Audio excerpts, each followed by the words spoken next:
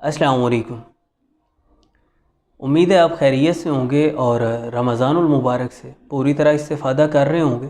अगर कुछ सुस्ती है मेरे अंदर या आपके अंदर तो अल्लाह रब्बुल इज़्ज़त हमें वो सुस्ती ख़त्म करने की तौफ़ीक दे। आज की वीडियो में मैं थोड़ी सी निशानदही करना चाहूँगा रोज़े के एक अहम फ़ायदे की।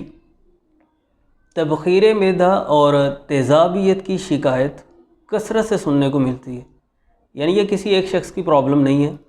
अक्सर लोग शिकायत करते हैं कि जब हम खाना खा लेते हैं पेट बोझल हो जाता है, बहुत ज़्यादा गैस बन जाती है, वो गैस ऊपर को उठती है, सर चकराता है, बेख्वाबी पैदा हो जाती है, या खाना खाने के बाद जलन होना शुरू हो जाती है ग़िज़ाई नाली में, और इसी से यानी तबख़ीर मैदा से और तेज़ाबियत से फिर पेप्टिक अल्सर का प्रॉब्लम हो जाता है, मैदे में अल्सर पैदा हो जाता है।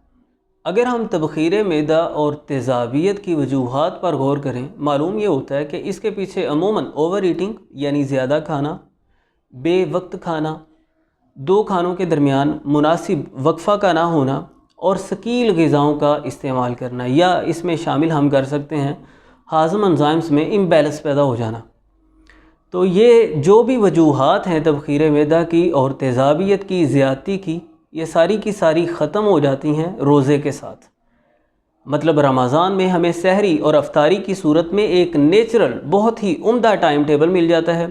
ओवर ईटिंग की आदत जिन लोगों को होती है उन्हें भी फ़ायदा होता है, दो खानों के दरमियान अच्छा खासा वक्फ़ा भी आ जाता है, और अमूमन हम सकील ग़िज़ाओं से, बादी ग़िज़ाओं से इज्तनाब भी करते हैं। जब एक लंबा वक्त इंसान भूखा रहता है, रोज़े से होता है, तो हाज़म एंज़ाइम्स का इम्बैलेंस भी दूर हो जाता है, प्रॉपर उनकी सिक्रीशन होना शुरू हो जाती है। तो बात का ख़ुलासा ये है कि रोज़े के एहतमाम के साथ तबख़ीर मैदा और तेज़ाबियत की ज़्यादती की शिकायत हमेशा हमेशा के लिए ख़त्म हो सकती है इंशाल्लाह।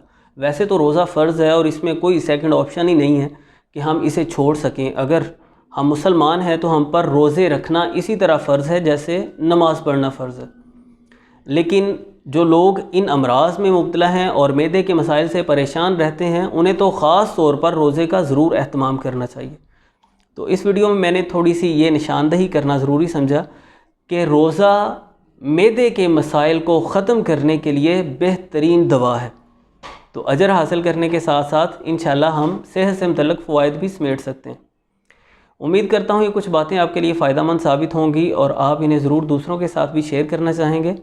चैनल पर अगर आप नए हैं या अभी तक सब्सक्राइब नहीं किया तो ज़रूर सब्सक्राइब कीजिए ताकि आइंदा आने वाली मुफीद वीडियोज़ का भी आपको नोटिफिकेशन मिलता रहे। मिलते हैं नेक्स्ट वीडियो में।